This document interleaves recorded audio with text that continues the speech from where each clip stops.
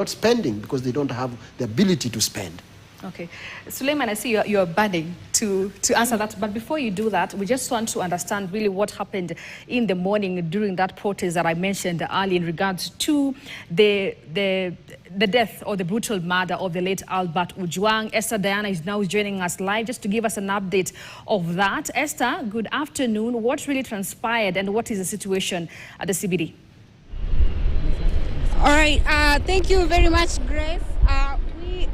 We are in the Nairobi CBD, and as you can see, things have actually started to quiet down because this whole street earlier on, there was a lot of fracas and a lot of back and forth, and the police officers were actually chasing protesters who are here to demand for justice for Albert Ojwang, who actually died in police custody. And now these protesters are saying that they want justice for Albert Ojwang, and they're demanding for the resignation of the Deputy Inspector General of Police of the National Police Service. They are saying that for as long as he is in office, justice will not prevail. So up until now, a lot of protesters who've been here, we've seen several casualties, or rather a number of people have been injured. So far, around 3 people have been injured, and 3 comrades, as they call themselves, have been injured, and some have been rushed to the police, and some have been rushed to the hospital. And right now, if you look at this other side of town,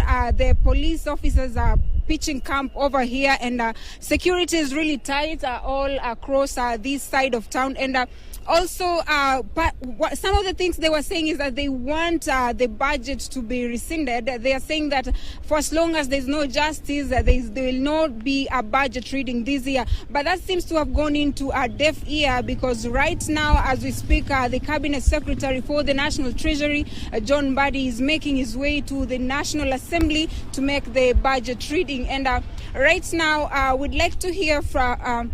We'd like to hear to some of the people who are concerned with regards to the security, to the national security, and the events surrounding the death of Albert Ojwang. So, kindly, sir, you kindly speak to us. Okay. As we can see, and as we know, what is going on, the good leadership in politics is to humanity, and humanity to the society. And you cannot give budget, good or organized budget, to a society that is traumatized, society that is mourning, society that is fearing. Because you give budget to those people and they cannot work, they cannot do businesses, because after they are fearing to be killed. In other places, you see the tax. It is going very high and very high. So, to